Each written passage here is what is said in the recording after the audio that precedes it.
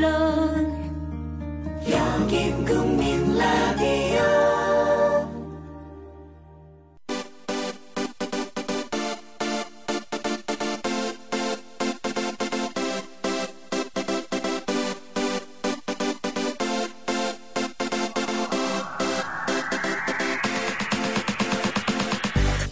김선, 김남은의 시사담요.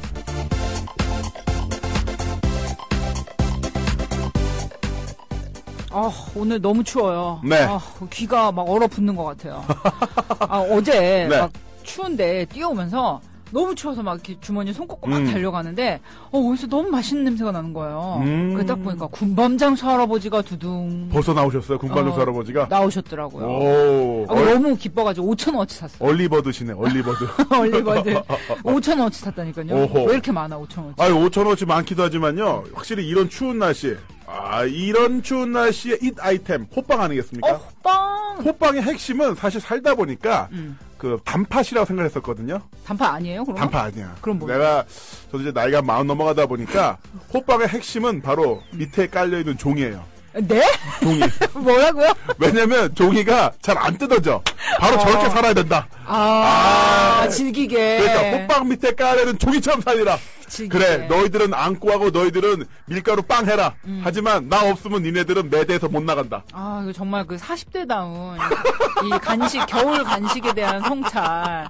그래요. 정말 이렇게 춥고 힘들고. 생존, 서바이벌. 서바이벌, 존버 정신. 그렇죠. 이 호빵 밑에 있는 종이에서 존버 정신 배우는 우리 나무님. 아무튼 정말 춥고 다들 힘들고 정말 없을수록 더 힘든 계절입니다. 네. 그러나 우리 이렇게 나무님 닮은 통통한 호빵 밑에 붙은 종이처럼 질기게 우리 한번 살아남아 보자고요. 그리고 여러분들 광고도 좋습니다만은 사식 환영합니다. 사식? 합정동 웰빙센터 국민TV 나 군고구마! 보시면 좀 보내주세요. 좀 보내주세요. 다른 데 막 먹자, 귤도 좀. 오고 그러더라. 그러니까. 나도 먹고 싶어. 나라 먹읍시다. 네. 군고구마 환영해요. 네.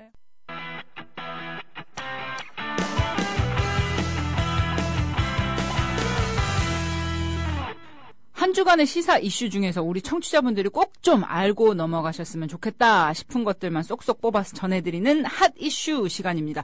나무님, 오늘 뭐 갖고 오셨나요? 네, 그렇습니다. 모 회사의 지역차별 채용 공고가 큰 파문을 일으키고 있습니다. 작은 회사도 아니에요. 현대 기아차 하청업체로 연매출 3,300억 원. 꽤 규모가 있는 중견기업이죠. 남양공업이라는 회사가 있습니다.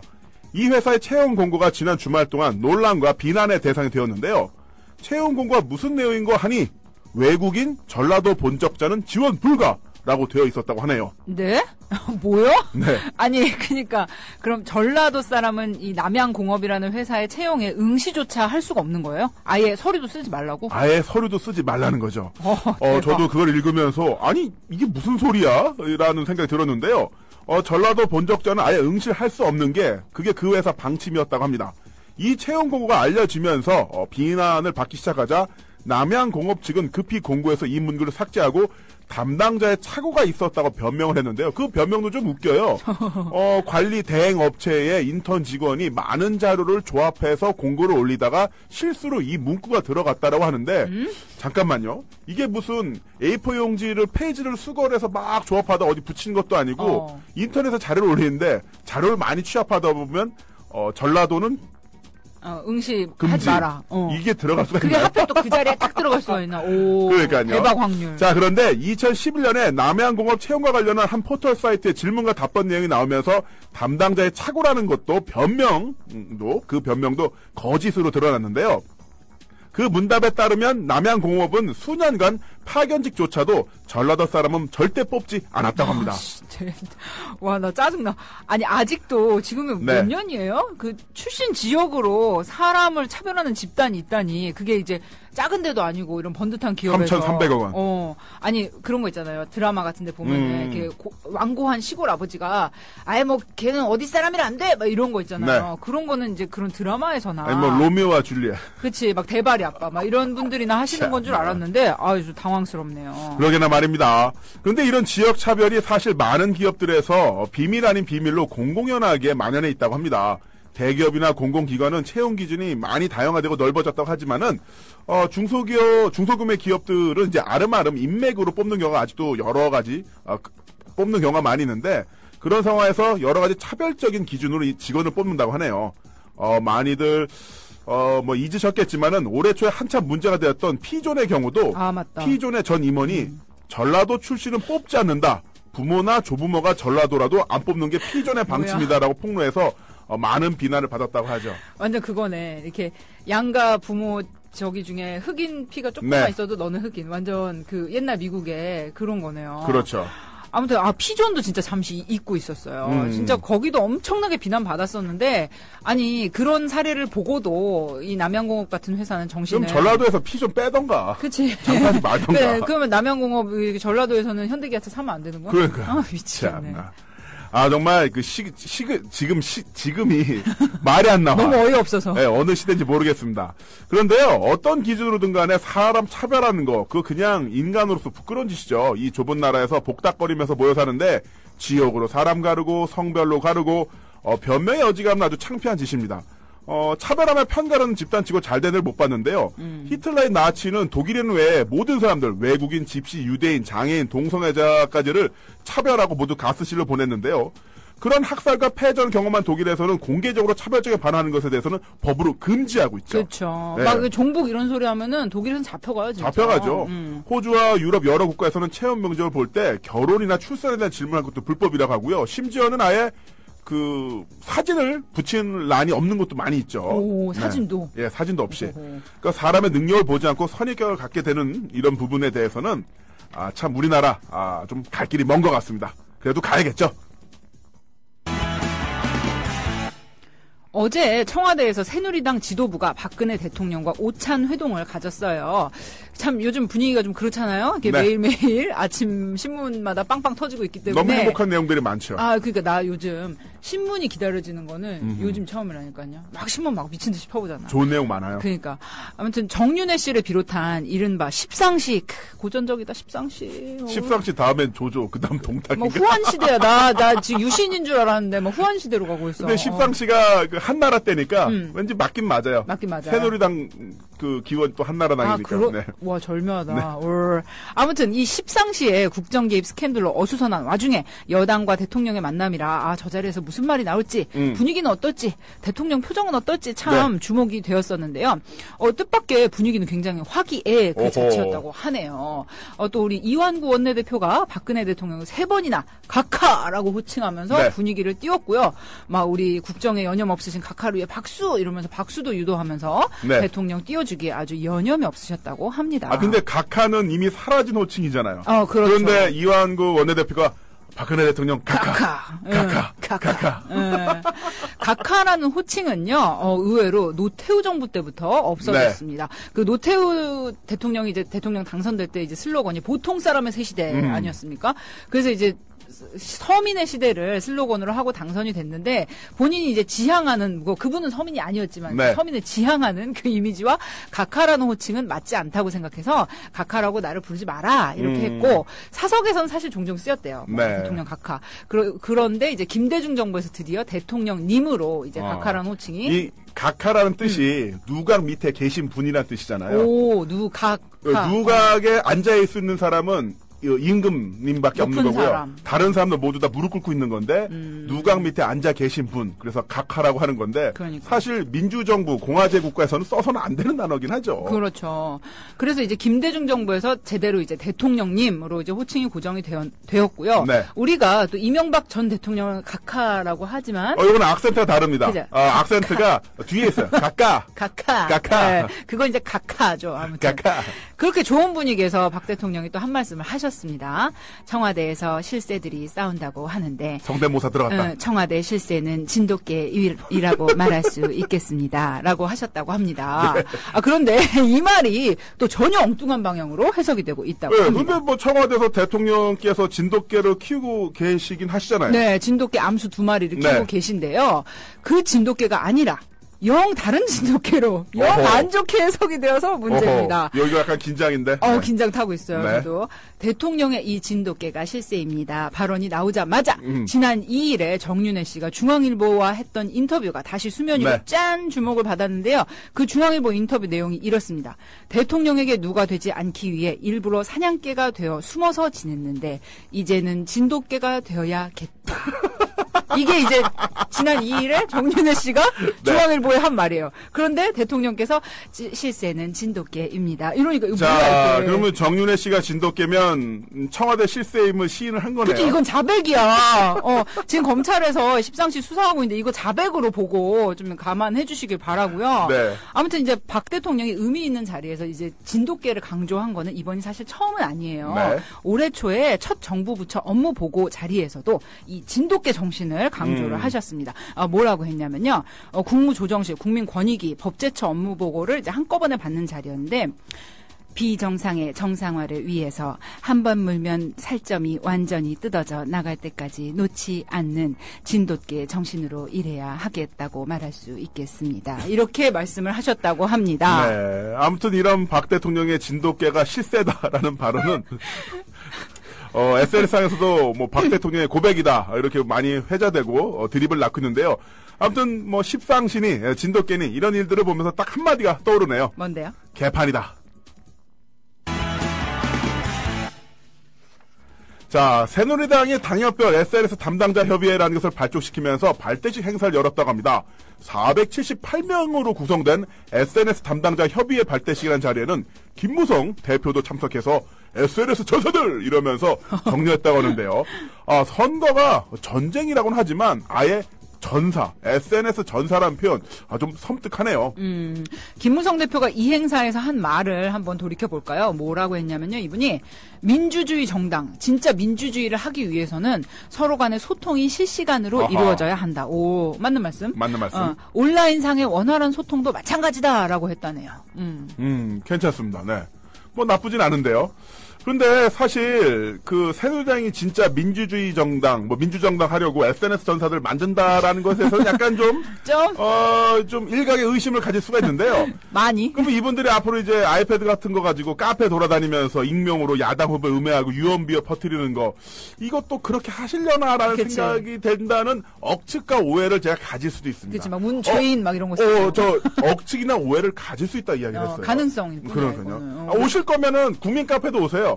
웨빙센터 지하층에 국민 카페 있는데 와이파이 빵빵. 합정동 성수역 인근에서 가장 한적한 카페예요. 맞아. 편하게 댓글 올리실 수 있고 그렇지. 와이파이 비번이 국민 카페 비원입니다. 어머, 너무 쉽다. 네, 와이파이 와서서, 빵빵 터져요. 여기 와서 작업하시면 될 것 같습니다. 아무튼 저희가 약간 지금 흥분을 했는데 이게 이런 의심을 가질 수밖에 없는 게요. 국정원, 경찰, 기무사 등 국가기관이 아주 조직적으로 저질렀던 지난 대선 개입 사건. 아직 이거 이제 확실하게 뭐 결론이 난 게 아니에요. 네. 원세훈 무죄 났다는 거 상식 있는 사람, 정말 시사에 관심 있는 분들이면은 사실 아무도 제대로 그렇죠. 인정하지 않아요. 그런 마당에 새누리당이 SNS 전사들 발대식을 했다는 거 이거 뭐 예사로 넘겨버릴 수가 없네요. 자, 그리고 또 그 말씀하니까 생각나는 분이 그 원세훈 무죄 판결을 비판했던 김동진 부장판사. 맞습니다. 이분 기억하시죠? 네네. 그분에게 그 김동진 부장판사에게 징계 청구된 거 그거 어떻게 된지 아세요? 네. 자, 살펴보니까요. 대법원 법관징계위원회는 지난 3일이죠. 김 부장판사에 대한 징계위를 열고 정직 2개월의 중징계 처분을 내리기로 결정했다고 합니다. 김 부장판사가 게시한 비판글이 법관의 품위 유지 의무와 구체적 사건에 대한 공개적 논평을 금지하는 법관 윤리 강령 및 대법원 공직자윤리위원회 권고견을 위반했다고 징계위는 판단했고요. 이에 따라 김 부장판사의 행위가 법관 징계법상 법관의 품위를 소사하고 품위? 법원의 위신을 떨어뜨린 위신? 징계 사유에 해당하는 것으로 결론 내리고 정직 1개월! 두둥. 진짜 법관의 품위 정말 참 말도 잘 갖다 붙여요. 그러니까요. 아무튼 지금 이런 나라입니다. 2014년 대한민국. 호빵이나 먹으러 가죠. 겨울이 이래요. 호빵이나 먹자.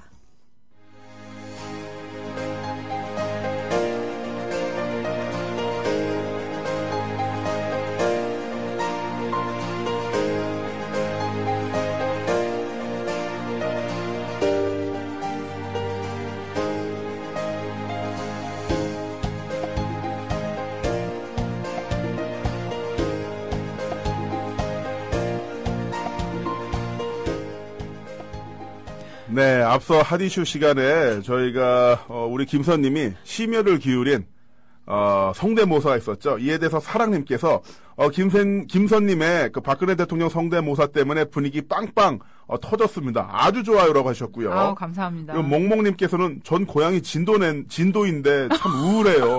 왜 우울해? 진돗개 해주셨고요. 얘기하니까 우울해? 그다음에 어떡해. 또 어떤 분께서는 거침없이님께서는 구운 고구마 따위는 제가 공수하겠습니다. 오, 진짜?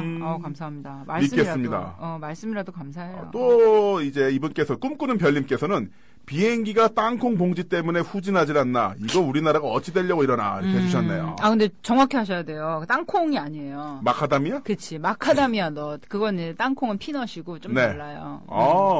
그러면은 그 기장이 네. 이제 JFK 공항이랑 연락을 했을 거 아닙니까? 영어로 우리가 그 램프 리턴한 이유를 얘기했을 텐데, 그치. we got a problem. we have 마카다미아, but we have no dishes. 이러면서 우리는 마카다미아가 있지만 종지가 없다. 종지가 없다. 그래서 우리 돌아가야 된다.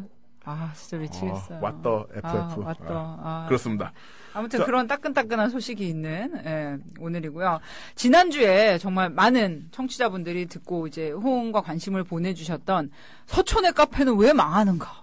두둥. 제목이 정말 이렇게 정말 이 자영업자분들 정말 이 힘든 자영업자분들의 현실 너무나 이렇게 생생한 목소리를 고발해주신 우리 전국 상가세입자협회 김남균 사무국장님께서 오늘 또 나와주셨습니다. 감사합니다. 안녕하세요. 자, 이렇게 김남균 국장님이 나와주셨는데, 저희가 잠깐 막아 떴어요. 왜냐면, 밖에서 노회찬 전 의원께서 갑자기 아는 척을 해서. 그치. 갑자기 너무 큰 얼굴이 갑자기 이렇게 쓰니까 깜짝 놀라 막아 떴어요. 아무튼 김남균 사무국장님 나와주셨는데요. 양쪽에 이렇게 성함도 비슷하신. 네. 이렇게 김남균, 김남훈. 그치. 체격도 좋으신 남성분 두 분이 계시니까 뭔가 좌청룡 우베코 느낌으로 아하. 되게 든든하네요. 저는 뭐 좌청룡 우베코 아니고요. 우리 김남균 학술국장님께서 아까 얘기했던 찐빵 속에 이제 안고. 단팥이고 우리 김선님이 그 안고를 이렇게 안고 있는 종이? 이제 그 찜통기라면 찜기. 저는 그 밑에 깔려 있는 종이. 그렇습니다. 아주 좋습니다. 이 구도. 네, 아주 좋아요. 근데 정말 지난주에 김 국장님이 나오셔서 말씀해 주신 거에 대해서 많은 분들이 댓글로 호응을 좀 해주셨고요. 맞아. 뭔가 좀 제도적인 개선이 필요해. 이런 말들도 많이 하시고 그러셨는데. 네. 그러니까 그런 문제가 있다는 거는 우리 다 알고는 있었는데 이렇게 정말 실제로 자영업자분들 입장에서 정말 그 실태를 들을 기회는 사실 별로 없었거든요. 그냥 막연히 어느 동네가 뜨는데 저 동네 뜨면 또 내가 갔던 예쁜 가게들은 없어지고 또 탐스 벅스 막 이런 게 생기겠지 이런 그냥 불안감만 갖고 있었는데 너무 그 실태를 리얼하게 얘기를 해주셔서 참 놀라웠다. 막 그런 말씀을 많이 하시고. 지난 방송 못 들으신 분들을 위해서 아주 짧게 조금 그 백화 현상에 대해서 왜 장사가 잘 되면 망하는가?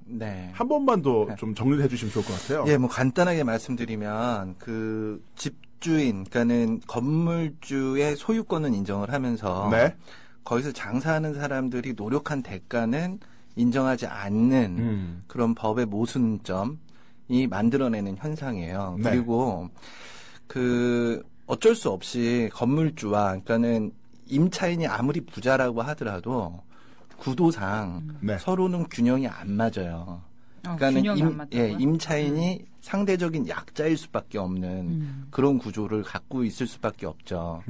그런데 우리나라는 그 균형을 맞추기보다는 건물주의 소유권만 인정하다 보니까 거기서 장사하는 사람들 잘 돼도 쫓겨나고 안 되면 안 된다고 쫓겨나고 이러면서 문화가 들어가서 거기서 안착하고 거기에서 뭔가 꽃을 피기 전에 다른 자본에 의해서 계속해서 밀려나는 그런 현상을 문화 백화 현상이라고 지금 하는 거죠. 굉장히 무서운 말씀 해주셨는데 장사가 안 되면 안 돼서 망하고 그치. 장사가 잘 되면 쫓겨나고 쫓겨나는 게 뭐 자본의 개입도 있습니다만 그 자영업자들이 두려워한 게 그거예요. 건물주의 사업 실패한 사위. 맞아. 그리고 아들 또는 왕의 귀환이라고 그래요. 왕의 귀환. 어떻게 왕의 귀환 어떻게 돌아버립니다. 그리고 해외 유학 갔다가 그냥 돌아와 버린 딸. 그치. 뭐 할 거 없고. 돌아왔다. 그런데 아빠네 건물 1층에는 카페가 장사가 잘 돼. 예를 들어서 뭐 암탉이 낳은 뭐 계란 동동 카페 이런 식으로 카페가 있으면은 저거 아빠 나 저거 할래 이러면 내보내는 거예요. 맞아, 네. 맞아. 재계약 안 하고 내보내면은 암탉이 낳은 계란 동동 카페를 수탉이 낳은 동동 계란 카페 이런 식으로 바꿔가지고 유사품으로다가. 굉장히 눈이 순수해요. 그분들 눈이 순수해요. 돌아오신 왕들이 네. 왕자들이 아, 나 이거 너무 좋아. 좋죠. 이거 잘 되죠. 이렇게 한 다음에 네. 인수합니다. 물로 권리금 한 푼도 안 내고 쫓아내서 되게 순수한 눈으로. 근데 그게 네. 법적으로 아무런 문제 없잖아요. 이러면서 문제 없어요. 순수하게 나도 이거 할래 이렇게 해서 네. 저지르는 일이 네네. 얼마나 네. 이게 그쪽에 생계를 달고 사는 사람들에게는 피해가 될 수 있는지를 전혀 인식하지 못해요. 갓 쌓인 흰 눈 같은 어떻게 그 생각하냐면 순수함. 이거 내 거였잖아. 내 거였잖아. 그동안 잘해줘서 감사해요. 이렇게 하거든요. 이제는 나가주세요. 네, 그렇게 제가 해버려요. 할게요. 와 진짜. 만화 10개계도 보면 나와요. 네. 이렇게 어떤 그 장애가 있는 형제가 라면집을 열었는데 그게 잘 되니까 그 건물주 아들이 이제 놀고 있는 아들이 와가지고 그걸 이제 그대로 뺏겨서 하는 그런 게 이제 네. 만화 10개계도 되게 리얼하게 나오거든요. 그래가지고 그 자영업자분들 카페에서 읍수하는 분들 그 돌아온 왕자들 왕의 기한이 일어날 때마다 막 일부러 일찍 문 닫고 막 장사 안 되게 안 되는 것처럼? 막 이렇게 허름하게 해놓고 헐. 온갖 스트레스를 다 받는다니까요. 그 이야기를 들어보면 느낌이 있대요. 갑자기 마숙한 청년이 와서 몇 시간 앉아 있는 걸 계속 물끄러미 쳐다보고. 뭐 보는 거죠? 뭐 회전율 보고. 막 그러면서 화장실 들락날락거리고 이렇게 쳐다보다가 띡띡띡띡 전화를 하는데 건물주가 내려오는 거야. 아빠. 그런데 소름이 확 돋는 거지. 그래서 자기들끼리 막 얘기 나누고. 그러면 진짜 본인은 이 권리금 내고 들어왔고 사실 장사한다는 게 뭐 아르바이트생이라든가 직원분들도 힘들겠지만 자영업자는 자기가 리스크를 갖고 들어가서 자기가 하루 20시간 일해서 이걸 만들어 놓은 거잖아요. 그렇죠. 그런데 그거를 전혀 법리적인 어떤 그 보호를 못 받고 내놓을 수밖에 없는. 이거는 뭐 어떻게 해야 돼? 진짜 깝깝하네요. 뭐 그런 경우도 있겠고 또 참 여러 가지 지금 김남균 사무국장님은 뭐 사무국장님에게로 이제 뭐 상담을 요청하시는 분들도 많고 이런 뭐 왕의 기화는 물론이고 여러 가지 이제 어려움을 당하고 계신 분들 많이 만날 텐데 정말 상담하는 사례 중에서 좀 가장 기억에 남는 사례랄까요? 정말 이분은 뭐 잊을 수가 없다든지 아니면은 굉장히 너무 흔해서 또 기억에 남는 사례도 있을 것 같아요.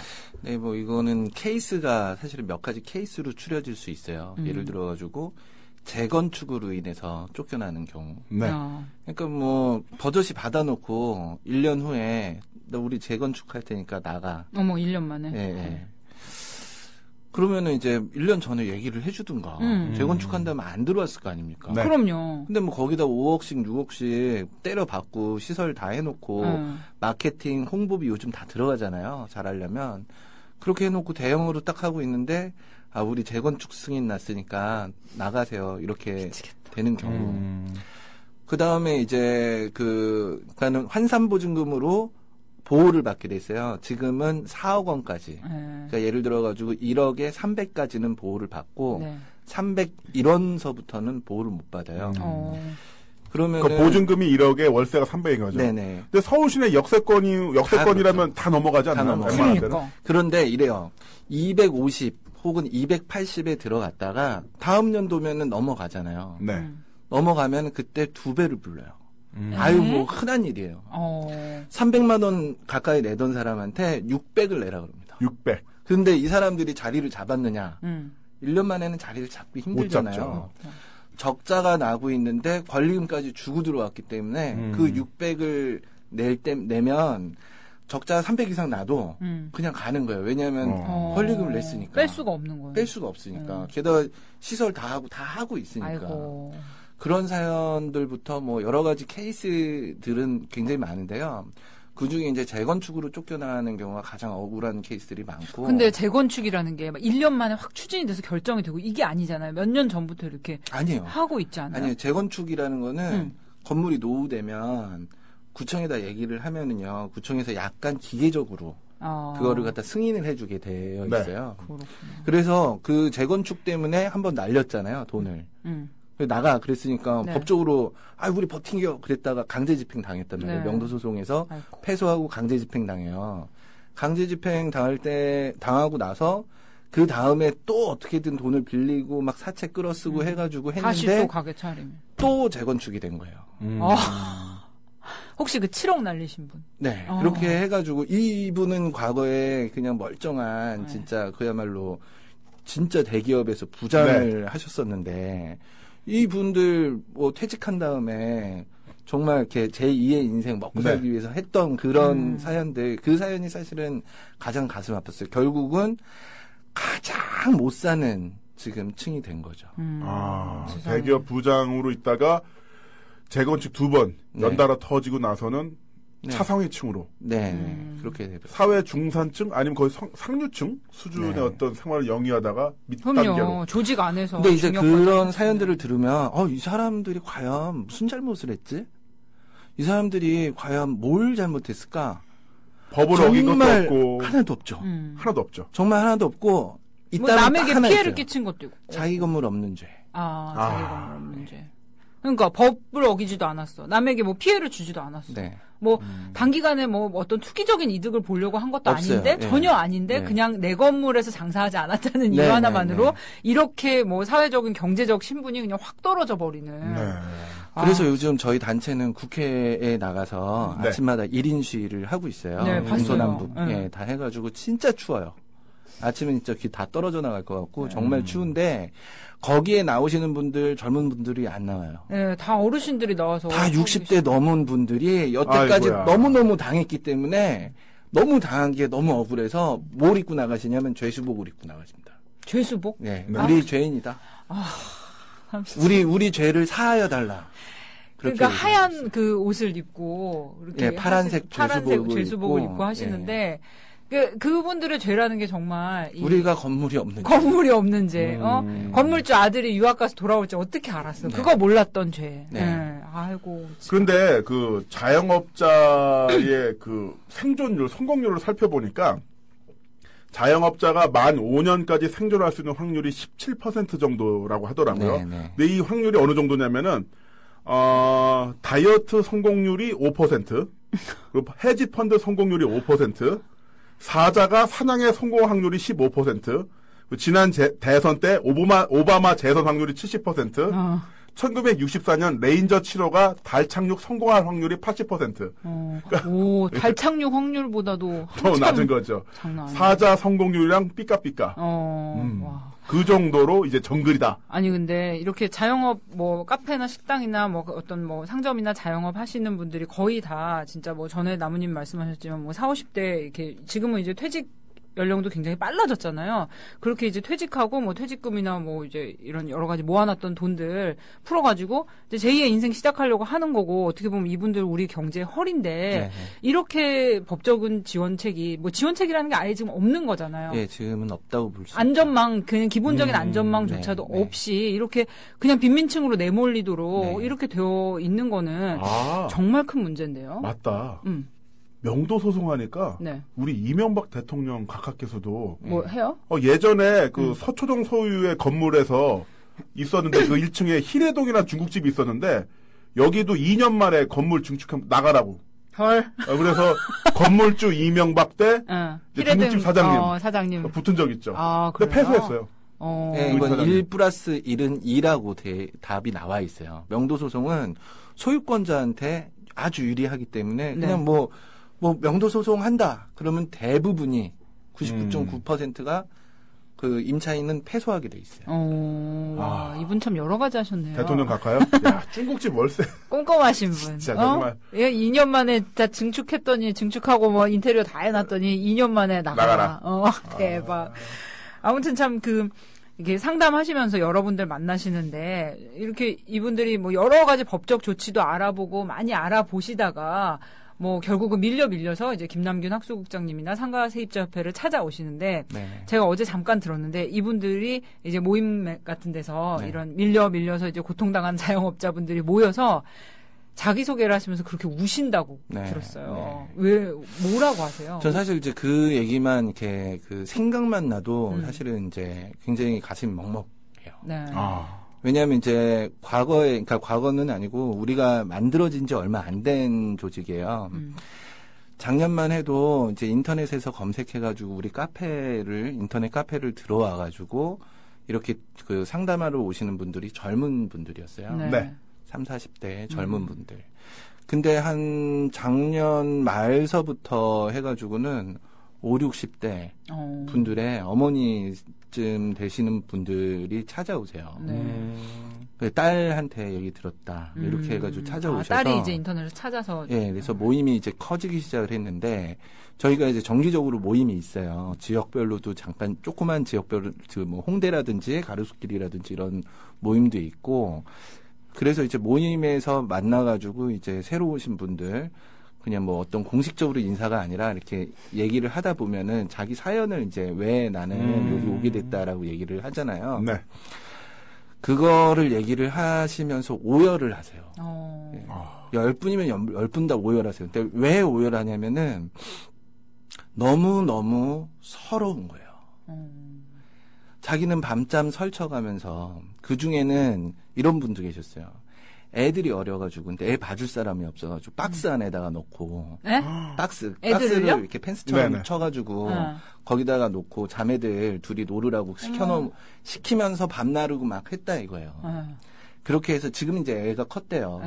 그렇게 하면서 애 키워가면서 장사하면서 했는데 결국은 이제 지금 재산 다 날려야 되는 그런 상황이 오는 얘기들 오열을 하죠. 그 다음에 너무나 고마워하세요. 왜냐하면 서로 피해가 비슷한 거예요. 비슷하니까 서로 제대로 안아줄 수 있는 거예요. 네. 그러니까 동병상련을 같은 처지를. 그것만으로도 자살을 생각했던 분들도 조금 더 해보자. 아이고. 이러면서 그분들이 지금 국회 앞에 계시는 거군요. 예. 그러니까 뭐 당장 상가세입자협회 가서 하소연을 한다고 그래도 뭔가 당장 바뀌지는 않지만 네. 그냥 같은 입장을 서로 네. 공유를 하고 나도 이렇게 힘들었어. 네. 님도 이렇게 힘들었구나. 네. 이거 나누는 것만으로도 네. 이제 의지가 되시는 거군요. 잠을 안 자도요. 네. 그분들이 얘기하는 게 이렇게 얘기해서요. 형제보다 우리가 더 좋다. 어. 형제들도 안 도와주는데 아이고. 우리는 입장이 똑같으니까 서로 네. 도와주는구나. 그러면서 아무리 바쁘고 아무리 잠을 못 자도 서로 다닙니다. 지금 너무너무 돈독해. 네. 좀 다행이기도 한데 네. 이게 뭐 근본적인 해결로 가기에는 멀었다는 생각이 일단은 드니까. 그렇죠. 이 피해자분들께서 뭉치면서 서로 격려하고 힘을 나누시는 것도 좋긴 합니다만 사실 법이라는 게 이렇게 약자를 보호해주고 강자의 횡포를 제어하는 역할을 해줘야 되는데 어떤가요? 우리 법 체계에서는 자영업자들이 영구히 형벌을 받을 수밖에 없는 아무런 죄를 짓지 않고 오직 장사가 잘 된다는 이유만으로 쫓겨나야 되는. 안 돼도 망하고 잘 되면 크게 망하는. 크게 망하는. 약간 이제 희망은 좀 보여요. 어떤 희망이 보이냐면 이제 뭐 과거에는 이제 제조업 베이스의 자영업이 많았다고 하면 네. 지금 이제 서비스업 베이스의 자영업이 많고 그다음에 아까 얘기했던 그런 문화백화 현상이라든지 젠트리피케이션에 대해서 언론에서도 이제 좀 조명을 하고 그다음에 문화가 없어지고 문화라는 게 딴 게 아니고 삶의 양식인 거거든요. 우리 뭐 그냥 이발소 가면 이발소가 사실은 문화죠. 그럼요. 그리고 밥집 가면 밥집이 문화고요. 네.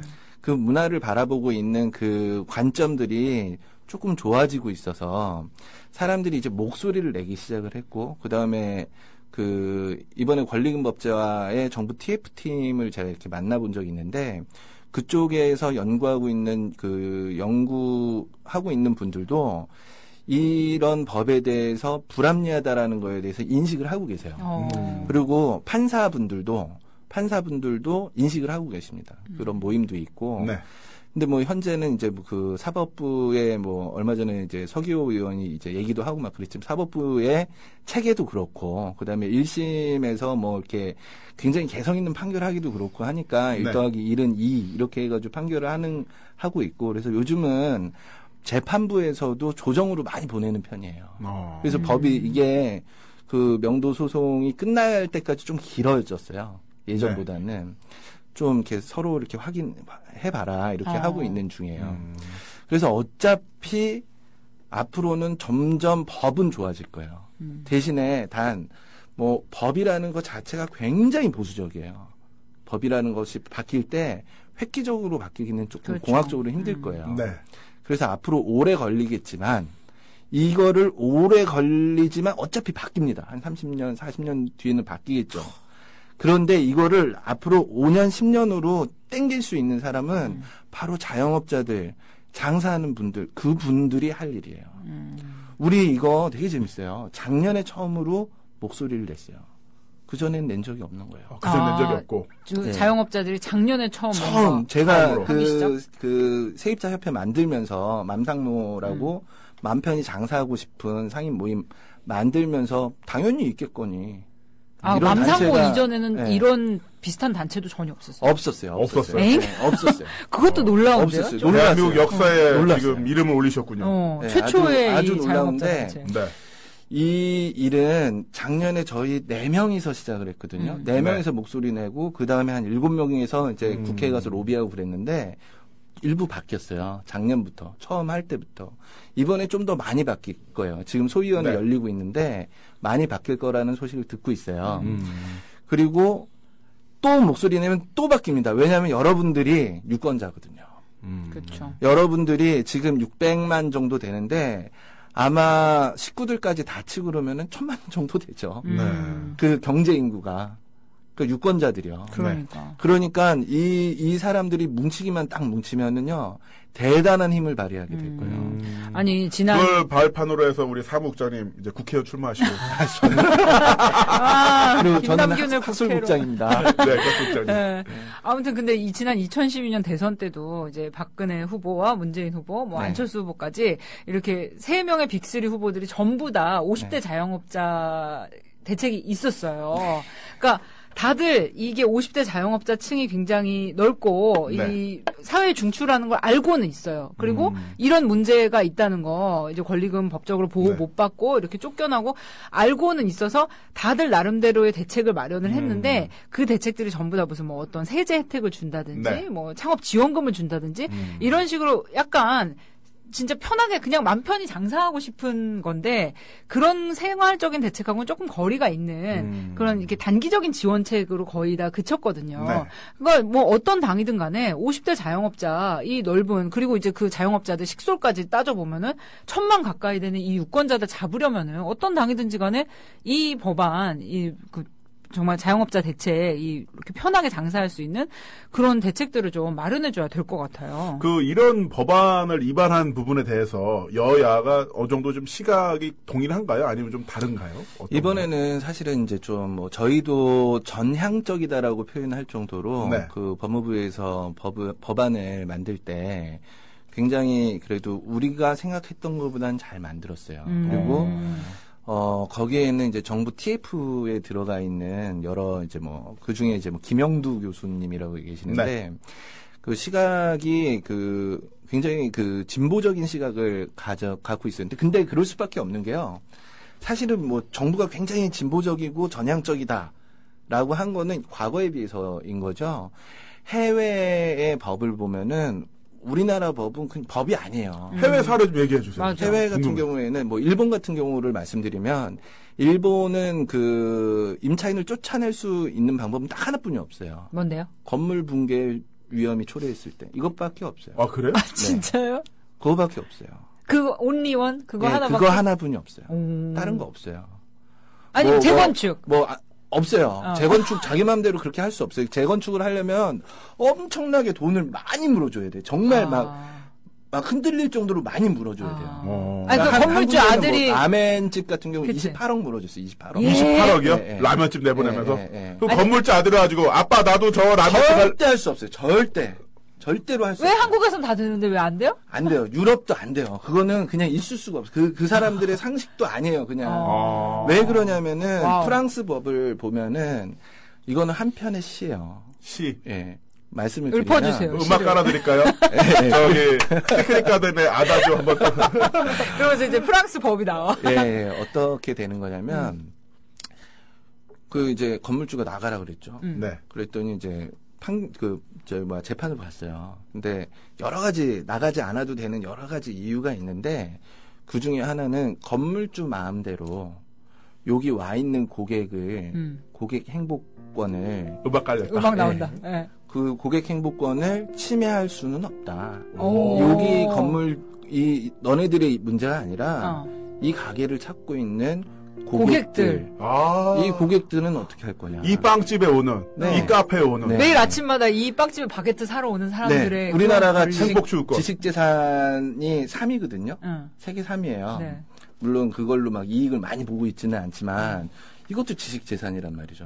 와, 이게 이게 많네. 어떤 정말 이 생활을 바라보는 시각 자체가 다른 거네요. 그러니까요. 진짜 저 프랑스는 이 생활 아침에 가서 빵 사오고 우리 애들이 저 집 빵을 맛있게 먹어 10년째 단골이야. 이런 행동 자체, 구매 행동 자체를 문화로 보는 거잖아요. 네, 그래가지고 권리금이라는 뜻도 발걸음 비용이라 그래요. 발걸음 비용. 오. 머리가 기억하는 게 아니라 네. 발이 기억한다. 발이 기억한다. 네. 자연스럽게 그냥 아, 왔다 갔다 하는 네. 발걸음. 그래서 거기 프랑스 같은 경우에는 어르신들이 뭐 이런단 말이야. 뭐, 야, 일본 봐라. 100년 가업을 잇는다. 프랑스 갔더니 300년 된 카페가 있어.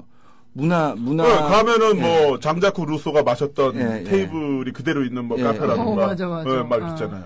그런 여기서 게 피카소가 있어. 밥을 먹었어. 맞아. 그러면서 우리나라 젊은이들은 진득하지 못해. 뭐 이렇게 얘기하는데 진짜 어르신들 됐고요. 거기는요 법이 완전히 달라요. 아. 거기 건물주는 그냥 임대 사업자일 뿐이지 이 사람들의 운명을 갖다가 가를 수 있는 사람은 아니에요. 그러네. 흔히들 이제 어떤 뭐 경제신문 이런 걸 보면 네네. 뭐 하버드 대학교를 나와서 도쿄로 돌아가서 라면집을 하는 뭐 마사루상 네. 이런 인터뷰가 나오는데 사실 그 이면에는 개인의 헌신과 노력도 있었지만 법과 제도 시스템으로 통해서 그곳에서 장사하는 사람들이 마음껏 장사할 수 있는 기본적인 어떤 안전제도가 있기 때문에 가능한 거다. 그 안전제도가 없는 나라는 우리나라밖에 없어요. 정말 우리나라밖에 없어요. 어떻게 되냐면 독일이 보호기간이 30년이에요. 아, 임대차 보호기간 30년. 보호기간 30년이에요. 대박. 3년도 아니고. 애 낳으면은 그 애가 결혼해서 애 낳고. 애 낳을 때까지 30년은 보호해야 된다는 거예요. 그 프랑스 최소가 9년, 최소. 최대가 9년. 아니고 최소요. 최소가 9년. 최소. 미니멈. 영국 최소 7년이에요. 최소 7년. 그냥 그 다음에 만약에 그 이전에 있었던 임차인이 나 재계약하고 싶어요. 그럼 이 임차인 우선이에요.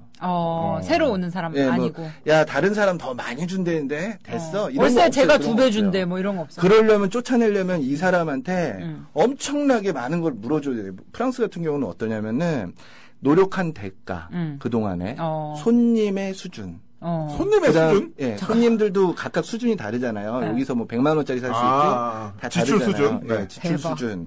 그다음에 딴 데 가가지고 여기 지금 요 상태까지 오려고 할 때 생기는 발생되는 비용. 이거를 다 따져가지고 발걸음 비용 아까 예. 말씀하시던. 아 그러면 프랑스 같은 나라에 명품 매장들이 많은 게 뭐 역사 꽤 오래된 것도 많잖아요. 그럼요. 그런 것 이면에도 이 가게가 이 명품을 판매하기 위해서는 그 뭐 자사 건물일 때도 있겠지만은 그런 식으로 보장을 받으니까 그런 그 강소 매장들이 브랜드들이 성장할 수 있는 게 아닌가. 아니 정부에서 맨날 그 한류 바람을 틈타서 이제 한국 브랜드 고유의 명품 브랜드 만들자 했는데 그 사실 그 프랑스에 많은 명품 브랜드 있지 뭐 에르메스, 루이비통 있는데 전부 다 조그만 마구 회사, 말 안장 만들고 맞아요. 박차 만드는 마구 회사, 뭐 이렇게 작은 그런 뭐 여행 가방 만드는 회사, 정말 그런 작은 공방에서부터 몇백 년씩 밟아 올라가서 세계적인 명품이 된 거거든요. 그런데 우리나라는 법적이나 그런 뭐 기본적인 안전장치 전혀 없으면서 그냥 어떻게 위에서 그냥 찍어 눌러서 명품 만들어. 이러면 되는 거야? 얘기하시니까 갑자기 흥분했어. 소보제라고 국내에서 가장 큰 여성 수제화 브랜드 있거든요. 아, 소보제화 알아요. 소보제 아세요? 네, 알아요. 그 소보제 사장님이 저랑 잘 알아요. 아, 그래요? 이두리 선수랑 친해가지고 같이 셋이 운동하고 그랬거든요. 그분도 막 떡대가 이래요. 네네. 근데 그분이 2대 앞에 매장을 냈는데 맞아. 2번 명도 소송 당했어요. 다 졌어요. 저요. 광주에서 공장을 만들어가지고 국내 최대 브랜드로 만들어서 중저가 브랜드로 실용화 브랜드로 만들어서 2대 앞에 매장을 해서 장사 잘 되니까 너 나가라. 졌어요. 가게 또 냈는데 또 지고? 쫓겨났어요. 와. 서울에 매장 안 냈어요. 근데 그런 매장들이 계속 생존하면서 지역과 그치. 수도권을 연결해주고 역사가 오래되면 에르메스 되고 그렇지. 소보제화가 에르메스 될 수도 있는 네, 거예요. 그리고 그런 우리가 알고 있는 그런 대형 브랜드로 성장할 수 있는 건데 네, 근데 그런 바탕은 전혀 만들어주지 않으면서 그냥 무조건 외국 따라서 우리도 명품 만들자. 왜 안 되냐. 그리고 젊은이들 보고 왜 그렇게 진득하지 못하냐. 그치. 너네들도 가업을 이어받아서 우동집을 해라. 뭐야. 3년 그러니까 하기 힘들어요. 3년. 암기식 교육하면서 너네 왜 스티브 잡스 안 되는 거야? 이런 거랑 똑같아요. 서울이 임대 평균 기간이 네. 1.7년입니다. 에?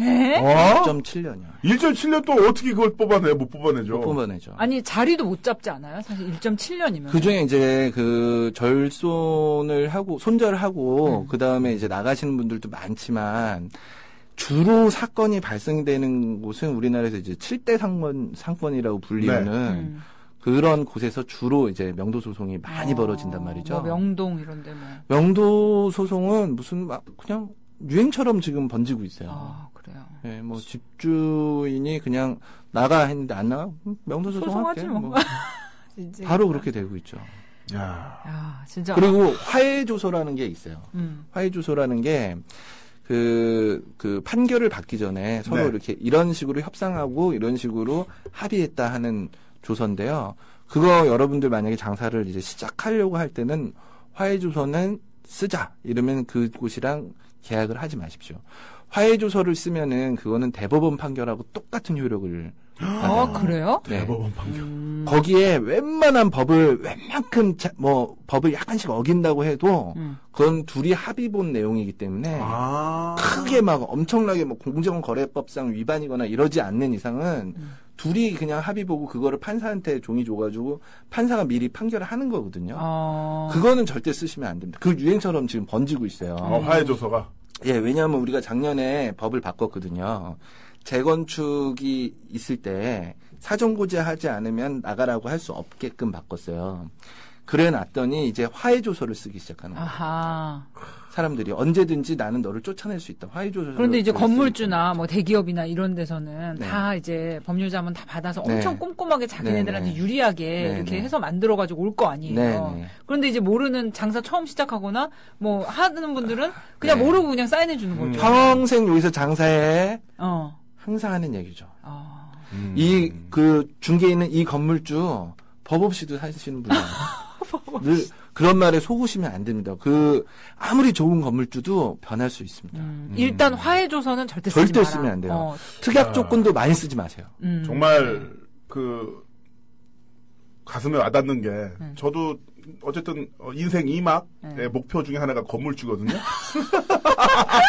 네, 뭐 건물주 나쁜 거 아니에요. 아니, 그러니까 좋아요. 우리 아버지도 건물주예요. 네, 우리 아버지도 건물주예요. 우리 아버지. 네. 아니 이분들 좀 사시잖아 알고 보니까. 아니, 물론 네. 저기 잘 안 되는데. 잘 안 되는데 우리 제일 잘 되는 게 우리 아빠 건물주 제일 잘 되는 게 페리카나 통닭이에요. 와 맛있겠다. 네, 통닭 맛있어.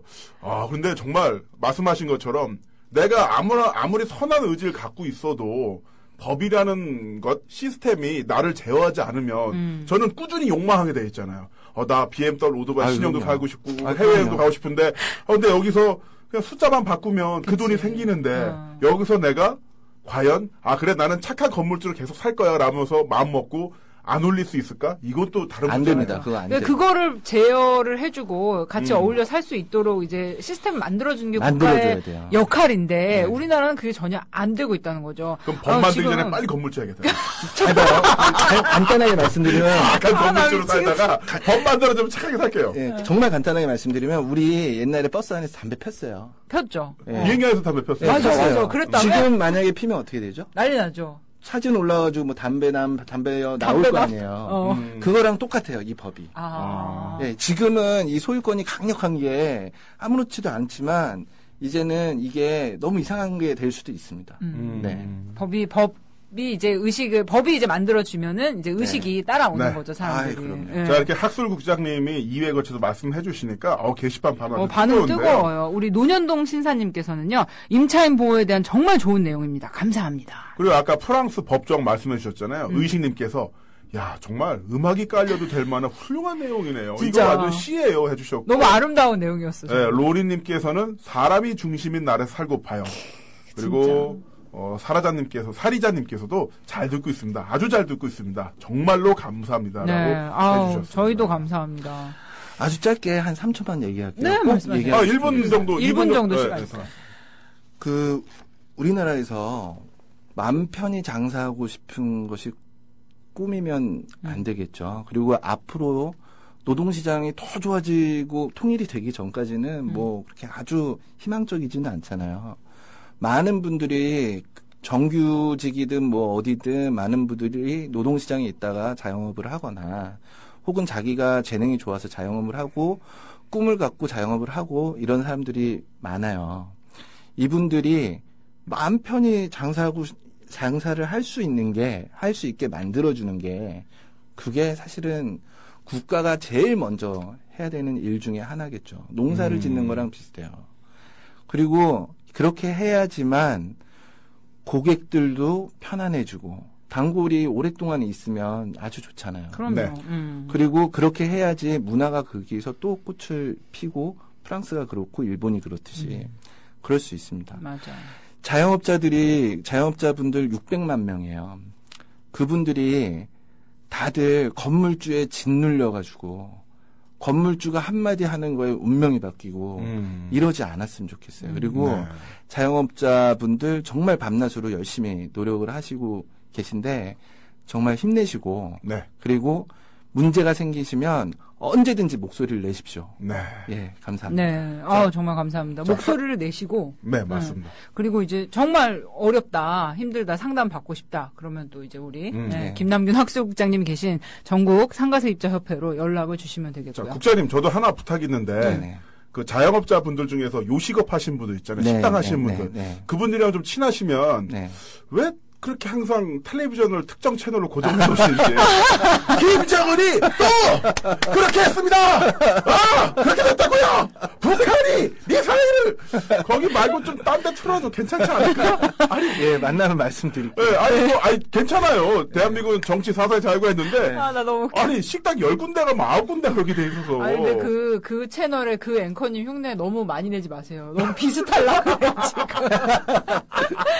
아무튼, 김남균 학술국장님이 지금 이런 정말 맘 편히 장사하고 싶은 이 자영업자분들을 위해서 책도 준비하고 계세요. 네. 그래서 본인이 직접 또 카툰도 그리셔가지고 어허. 정말 이 자영업의 바이블과 같은 네. 그런 정말 이 자영업 A to Z를 이제 망라한 책을 준비하고 계신데 내년쯤에 나올 거라고 하니까 또 우리 책 나올 때쯤에 책 내용 예스24에서 가지고 김남균 검색하시고요. 그치. 책 나오면 저희가 또 한 번 모셔서 또 한 번 밀어드리죠. 네, 밀어드리죠. 아유, 책 선전도 막 하고, 정말 실질적인 정보가 많이 담겨 있을 것 같아서 기대가 됩니다. 학술국장님, 오늘도 또 2회에 걸쳐서 이렇게 나와주셔서 너무 감사합니다. 네, 다음에 또 만약에 필요하시면 불러주십시오. 네. 네, 감사합니다. 감사합니다.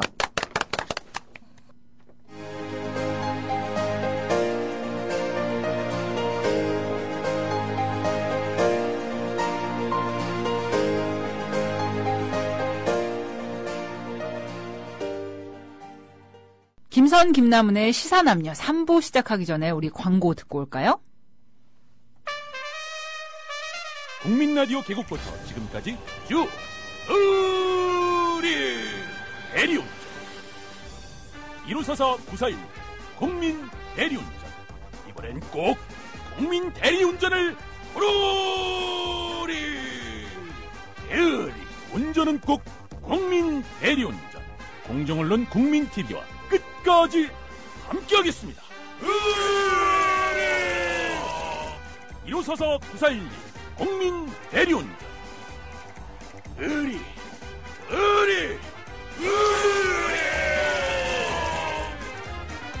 1544-941 국민 대리운전 상상해보세요. 매년 납부하는 자동차 보험료로 국민TV를 후원할 수 있다면 의리의 고대리와 조합원들이 만든 1688-1355 자동차 보험이 국민TV와 지역협의회를 후원합니다. 국민TV가 사람 중심의 정의로운 나라를 만들 때까지 1688-1355 자동차 보험이 대한민국 1등 자동차 보험이 되는 날까지 국민TV 조합원 여러분 1688-1355 자동차 보험을 믿고 지지해주세요. 안녕하십니까, MB입니다. MB만 반띵 정신 있는 게 아니다. 대단히 감사합니다. 2015년 고래 잡으러 갑시다. 2015년 해맞이 행사가 2014년 12월 31일 수요일 오후부터 이튿날 2015년 1월 1일 목요일 오전까지 주문진 앞바다가 눈앞에 펼쳐져 있는 강원도 강릉 청소년 해양수련원에서 열립니다. 서영석, 김용민의 정치 토크, 정영진의 불금쇼 생방송 공개방송으로 함께하고 조합원 모두가 해돋이 장관을 함께 바라보며 한 해 희망을 기원하는 시간으로 꾸밉니다. 가족 단위의 참여를 환영하며 푸짐한 먹을거리, 어린이를 위한 특별한 시간도 약속합니다. 자세한 안내는 국민TV 홈페이지 지역협의회 모임 안내 게시판을 참고하세요. 네, 인권단체 서울시청 점거농성 벌써 3일차죠. 하신 분들도 계실 겁니다. 아니 지금 시장이 인권변호사 박원순인데 이렇게 생각하시는 분들이 많이 계실 텐데요. 박 시장의 후보 시절 공약이기도 하죠. 인권헌장. 지난달 28일 성소수자 차별금지 조항이 명시된 헌장안이 이제 통과가 됐습니다. 협의체에서. 하지만 전원 합의로 표결이 이루어지지 않았기 때문에 제대로 된 합의로 볼 수 없다면서 헌장 선포를 거부했는데요. 그래서 인권단체들이 3일째 점거를 하고 있습니다. 자, 오늘 그래서 한국개인인권운동단체 친구사이 이종골 사무국장 모시고 이야기를 나눠보겠습니다. 안녕하세요. 네, 안녕하세요. 안녕하세요. 오, 반갑습니다. 네, 반갑습니다. 반갑습니다. 이렇게 심각한 얘기하는데 박수 치고 시작하니까. 좋죠. 좋죠. 왜 심각하더라도 웃으면서 싸워야죠. 그럼요. 맞습니다. 네. 마음은 춥지만 더 기운 내고 힘내고 싸워야 될 것 같아요. 지금 추운 데 있다 오신 거죠? 네네네. 시청 안에 있었습니다. 저희 시청 밖은 아니고 안에 있었어요. 그 안은 좀 괜찮죠? 안은 좀 지금 따뜻하고요. 사실 그 밖보다는. 그렇지만 이제 안에서 저희가 문을 열어놓고 있기 때문에 바람도 들어오긴 하고요. 바람이. 계속 이제 시민분들이 이제 시청 들어오고 계시기도 하고요. 네. 자, 우리 한국개인인권운동단체 친구사 이종골 사무국장님. 일단은 본인 소개를 저희는 셀프예요. 저희가 따로 프로필 준비 안 했거든요. 네네네. 자, 트위터 140자 정도 한 세 개 트위터 날린다고 생각하시고 네네. 본인이 해주세요. 네. 안녕하세요. 저는 서울 종로에서 활동하고 있는 남성 동성애자 게이로서 정치화하고 있는 이종걸입니다. 반갑습니다. 네, 반갑습니다. 근데 우리 이종걸 사무국장님 이렇게 보니까 영심이 친구 왕경태. 진짜. 처음 들어봐요. 진짜요? 네, 처음 들어봐요. 안경 땡굴해가지고. 지금 안경 때문에. 경태가 이제 40대 됐어, 막 이런. 그러니까. 영심이는 내 짝이 아닌데. 영심아, 미안해. 경태가 너를 거부한다. 어떡해.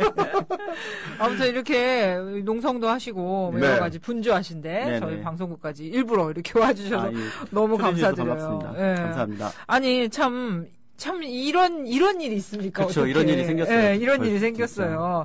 그런데 이제 참 지금 이제 뭐 싸우고 계시는 싸운다기보다는 이제 어필하고 계시는 상대가 정말 우리의 호프 박원순 서울시장님이라는 점에서 참 여러 가지로 의외기도 하고 마음이 더 아픈 것도 있는데 서울시 인권헌장 이게 어떻게 비롯되게 되었는지 이 문제의 어떤 시발점이랄까 간략하게 좀 말씀해 주시면 서울시민 인권헌장이고요. 네. 그러니까 시민이 인권헌장을 만들고 시민이 같이 이 인권헌장을 지킨다는 그런 약속이거든요. 법적인 구성력이 있는 건 아니지만 사실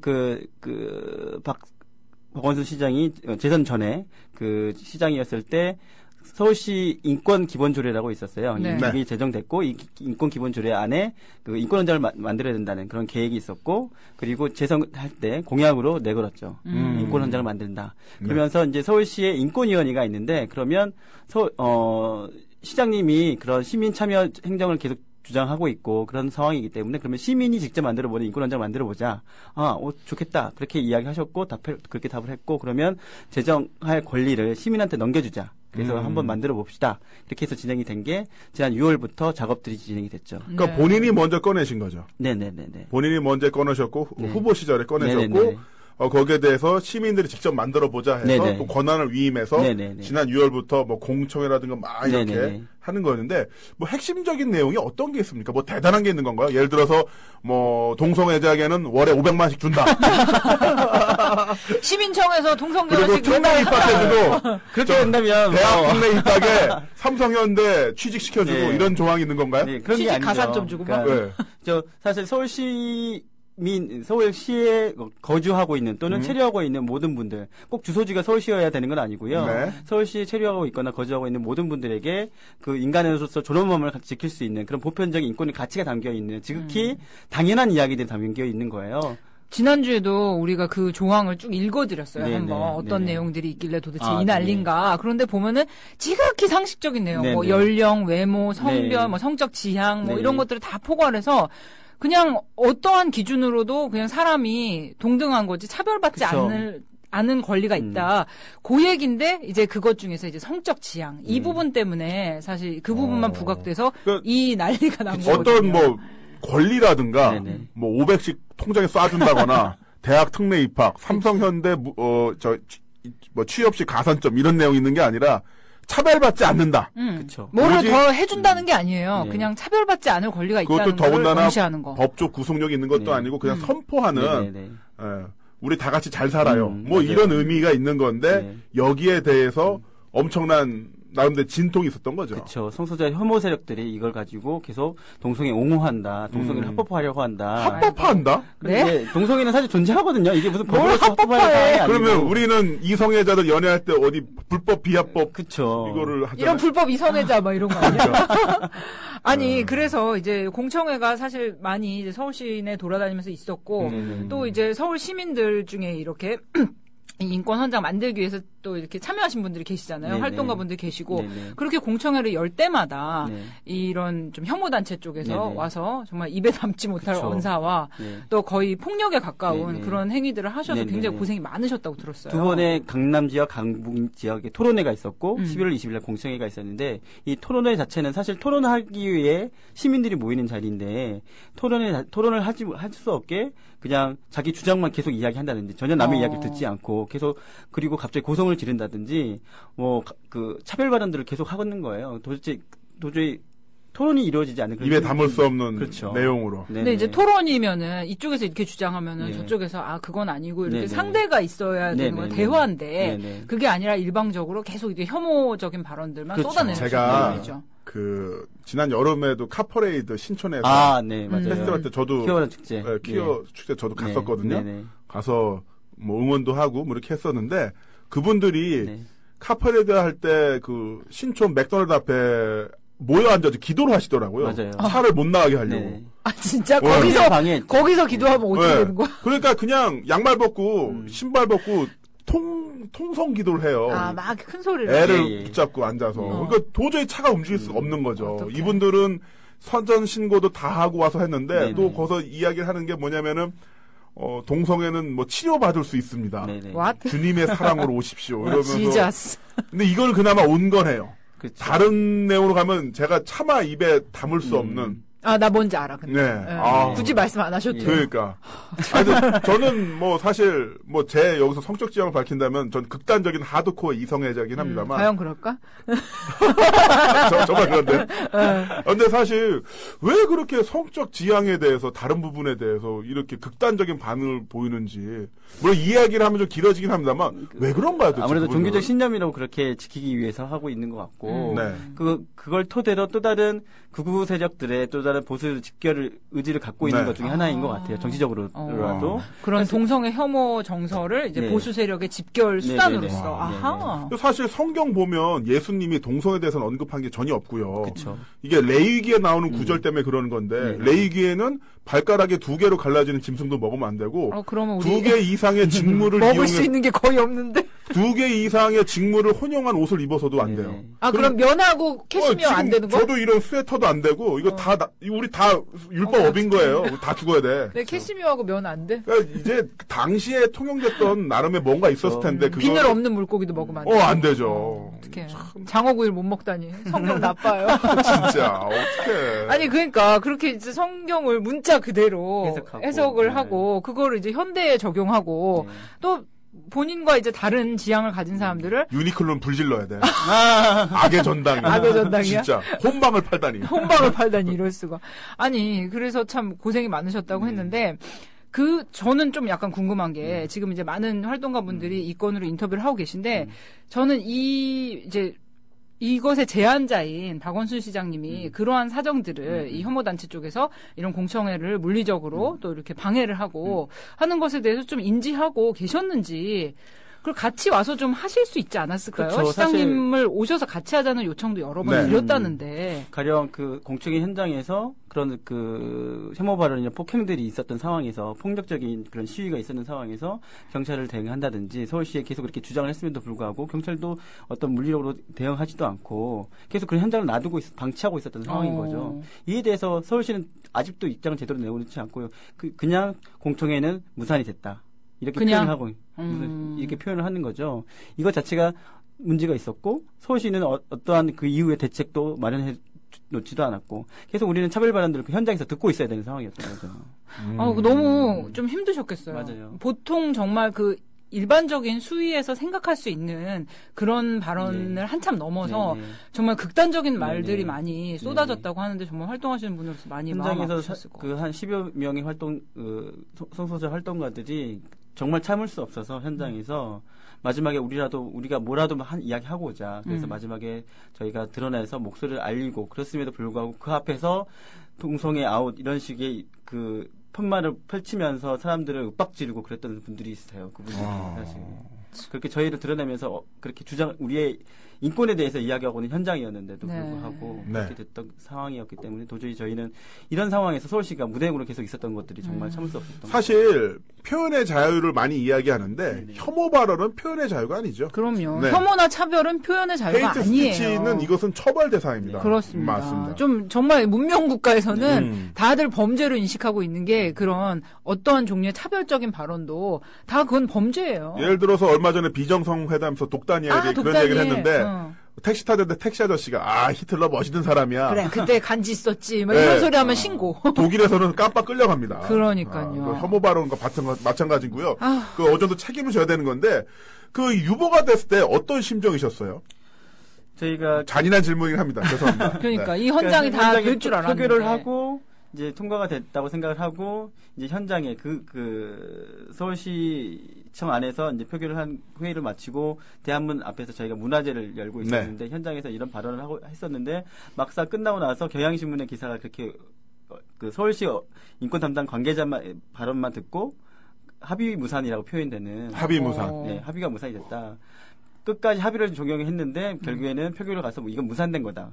이거는 결국에 서울시의 입장만 이야기를 한 거죠. 정말 아다르고 어다른데 네네. 그 표현이요. 사실 전원 합의로 표결 만장일치가 아니라는 건 이해가 안 되는 게 박원순 시장도 만장일치로 시장된 거 아니잖아요. 그러니까요. 그리고 박근혜 대통령도 만장일치 아니었고. 지금 이게 어떠한 무슨 뭐 정책적인 사안이라 이게 무슨 뭐 국민 전체의 동의를 얻어야 뭐 되는 그런 게 아니라 이게 사회적으로 우리 사회에 요러요러한 구성원들이 있고 네. 차별하지 말고 같이 살자는 내용이기 때문에 이거는 무슨 전원 합의 뭐 100% 투표 100% 찬성으로 이걸 가져갈 수 없는 문제인데 앞으로 이제 사회적 의식을 발전시키자는 어떤 선언일 그쵸. 뿐인데 그런 거를 아니 이 정말 아실만한 박 시장님께서 그러니까. 우리 100% 전원 합의를 요구하는. 합의를 해야 해 이랬다는 거는 참 우리 박 시장님의 옛날 모습을 알고 기대했던 분들로서는 상당히 어떻게 보면 실망감. 실망감이랄까? 그러시겠죠. 정말 배신감까지 토로하시는 네네네. 분들도 계실 것 같아요. 가령 그러니까 그분이 인권 변호사란 출신이 이러한 그 반감 이것에 대한 실망감을 더하는 것 같은데 동물권에 관한 논문도 쓰고 그랬어요. 그러니까. 그분. 네.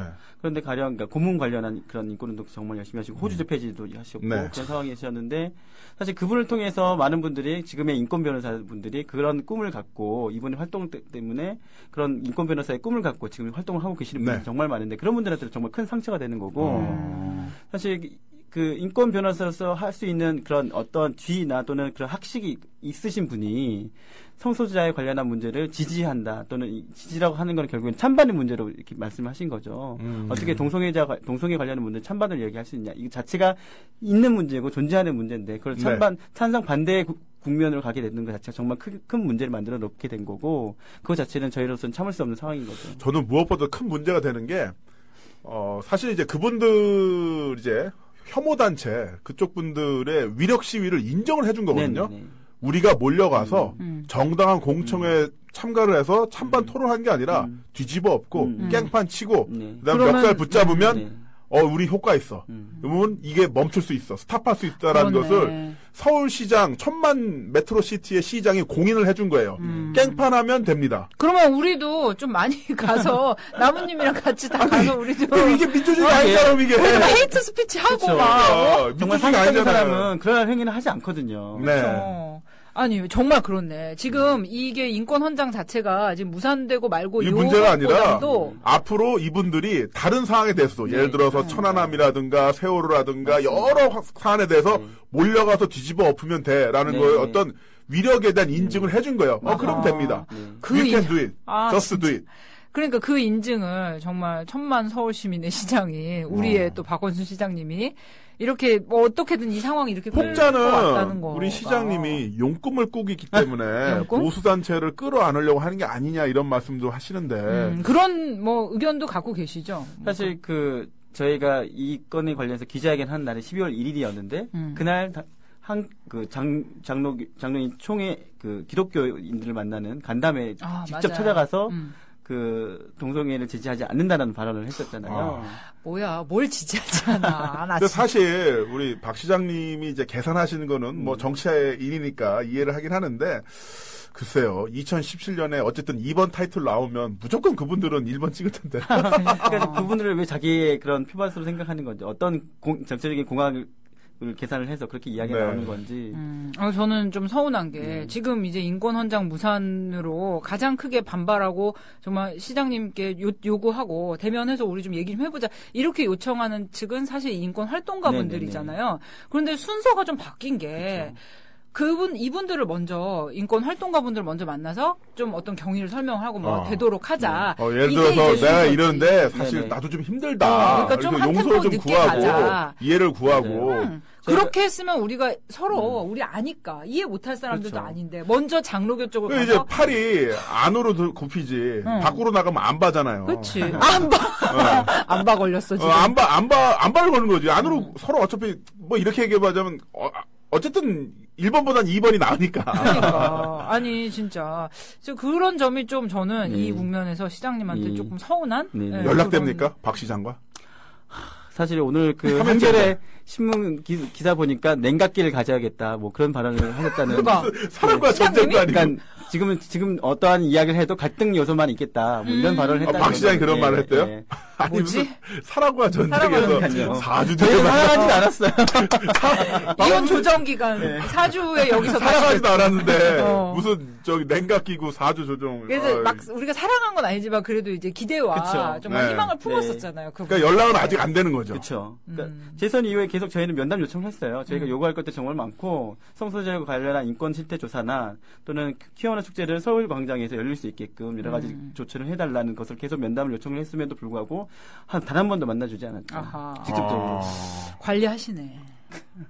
그러면 출퇴근을 하실 텐데 출퇴근을 하실 텐데 로비를 안 지나면 지하 주차장으로 들어가서 바로 집무실로 올라가는 건가요? 아무래도 저희가 만약에 출근하신다면 그렇게 되지 않나 싶고. 그러니까 오늘 아침에 이렇게 피켓 들고 시장님 출근하셨나요? 기다리고 계시던데 결국은 오늘 못 뺐다는 말씀이죠. 아니 그거 뭐 돈 안 주는 임금 체불하는 악덕 사장들 빼인 돈 받아들입니다. 시민이 만나겠다는데 왜 말을 안 들어줘? 도저히 이해가 가지 않습니다.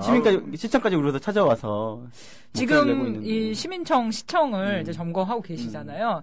분위기는 어떤가요? 점검하고 계신 분들. 사실 지난 한 1, 2주일 사이에 그런 과정들을 통해서 정말 분노에 가득 찼고 이런 성소자분들 또는 성소자 인권을 지지하시는 분들이 그런 분노에 가득 찬 그런 발언들을 계속 주말 내내 같이 이야기를 해주시고 있고 그뿐만 아니라 연대하고 지지하고 계시는 단체들 여러분들이 지금 와서 지지발을 해주고 계세요. 시민사회 단체들도 계시고 인권단체들도 계시고 이거 사실 시민사회 출신의 정치인이 이런 발언을 했다는 것 자체에 정말 많은 분들이 분노하고 계신 거죠. 그러면 저 사무국장님께 한번 확인. 뭐 그걸 들으시진 않았겠지만 뭐 어떻대요? 시장님이 아니 인권 헌장 이거 왜 하나? 나를 공경에 빠뜨릴 셈인가? 이 말씀을 정말 시장님 육성으로 하셨답니까? 저도 그때 토론회 현장에서 그 말씀을 전해 들으신 분이 발언한 걸 전해 들었거든요.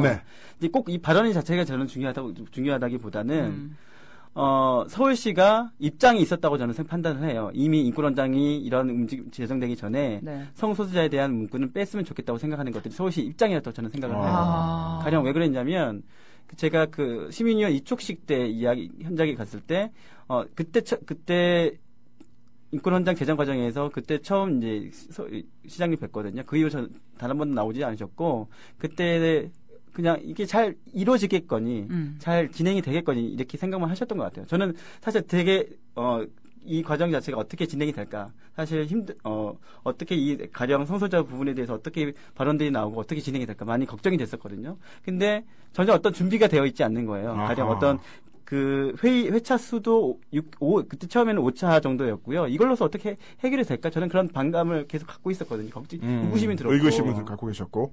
그런데 결국에는 그 입장이 그 6차 회의 때 나왔던 거죠.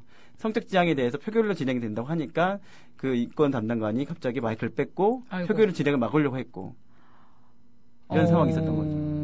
결국에는 그건 서울시가 원하는 안이 아니다. 그걸 적극 그 현장에서 보여줬던 거죠. 그럼 판단을 이미 하고 있었다는 그쵸. 거 보시는 거군요. 네네. 지금 이종걸 사무국장님.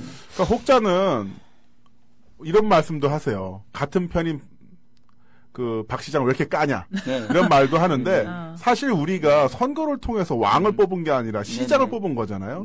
또한 정치인으로서 공약을 했고 분명히 약속을 어긴 부분에 대해서 항의를 하는 거고 바로 그런 같은 잣대를 갖고 있기 때문에 우리가 박근혜 대통령도 비판할 수 있는 거고 박원순 시장도 비판할 수 있는 거고 또 그래야만 이게 또 민주주의 시스템이니까 또 오히려 박근혜 시장이 더 잘 되기 위한 박근혜 시장? 박원순 시장.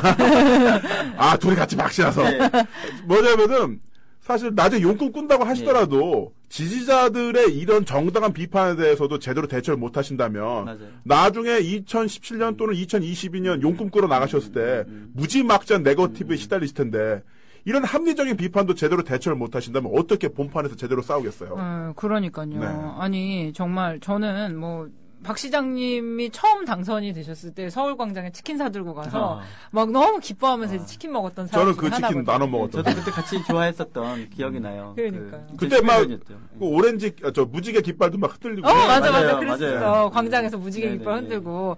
그랬던 그런 좋은 기억을 우리에게 준 시장님이라서 저는 지금 약간 좀 아쉽긴 하지만 그래도 막 그분에 대해서 너무 시장님 나빠요. 어떻게 이럴 수 있어요. 이렇게 화내고 싶진 않아요. 그럼 제가 대신 해드릴게요. 시장님 나빠요. 시장님 나빠요. 왜 약속 안 지켜요?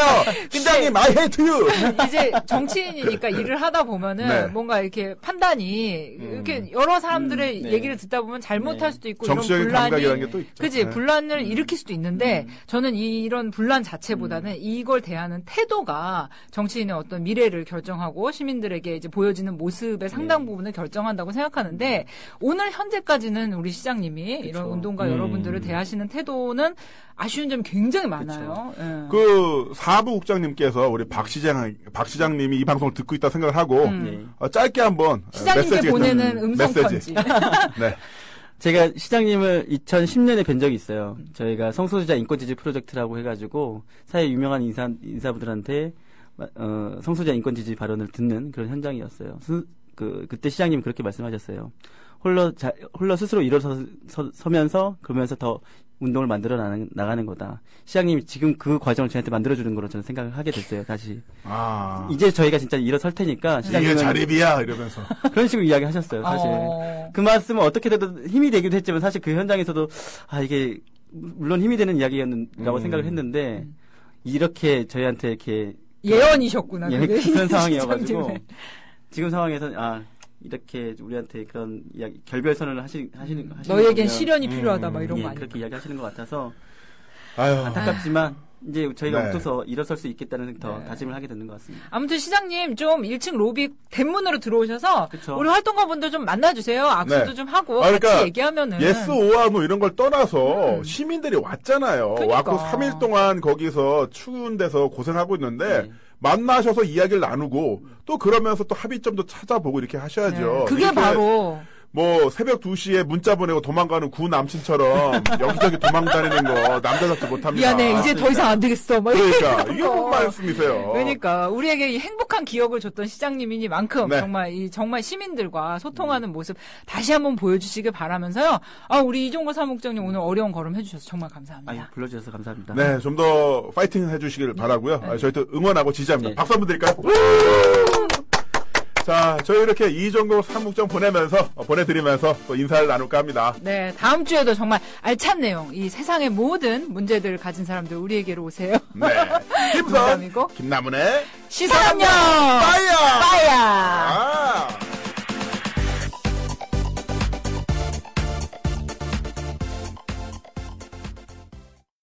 2015년 고래 잡으러 갑시다! 2015년 해맞이 행사가 2014년 12월 31일 수요일 오후부터 이튿날 2015년 1월 1일 목요일 오전까지 주문진 앞바다가 눈앞에 펼쳐져 있는 강원도 강릉 청소년 해양수련원에서 열립니다.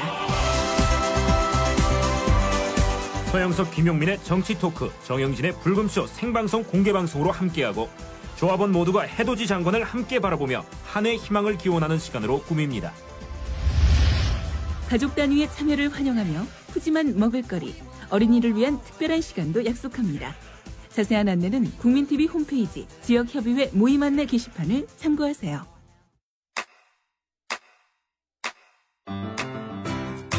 국민라디오 지지하는 4가지 방법 아시나요? 다운로드하기, 별점 주기, 댓글 달기, 구독하기.